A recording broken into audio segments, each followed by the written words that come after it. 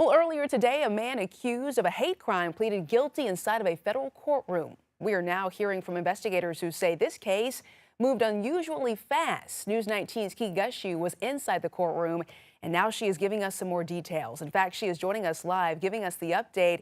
And Kiki, I think it's really important to point out that we are not allowed to have cameras inside of federal courtrooms, so she is giving us some explanation as to what she saw. Kiki.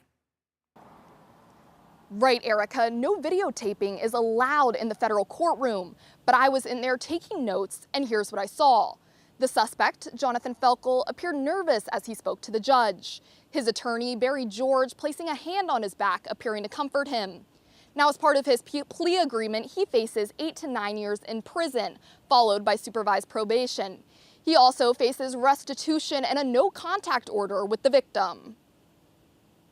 Prosecutors say this case began in July 2025, when Jonathan Felkel fired shots at his neighbor, Jarvis McKenzie, outside a neighborhood where both men lived. Before firing the shots, prosecutors say he used a racial slur at the victim. The victim was not hit. Investigators said Felkel told them he was trying to scare McKenzie because he believed, based on the victim's race, that he had ties to dangerous criminals. Less than a year later, that case has already reached a guilty plea in federal court. This happened in July of 2025. We were soon on the phone with the sheriff and the FBI, and we're sitting here with a guilty plea that you just witnessed in court. That's 9 months.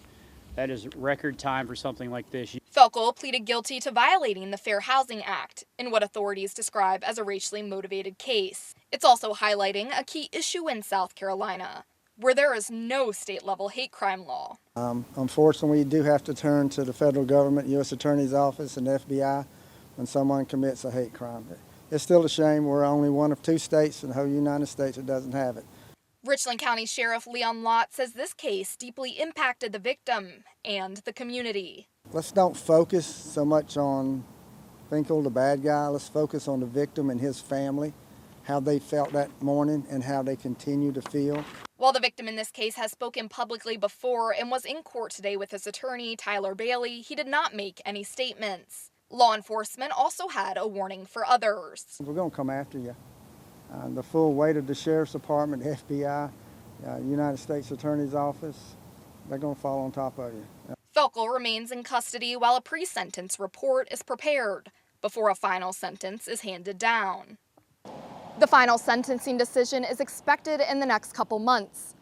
Felkel also faces state charges, but it's unclear when he might go to trial for those. In Columbia, Kiki Gushu, News 19, WLTX.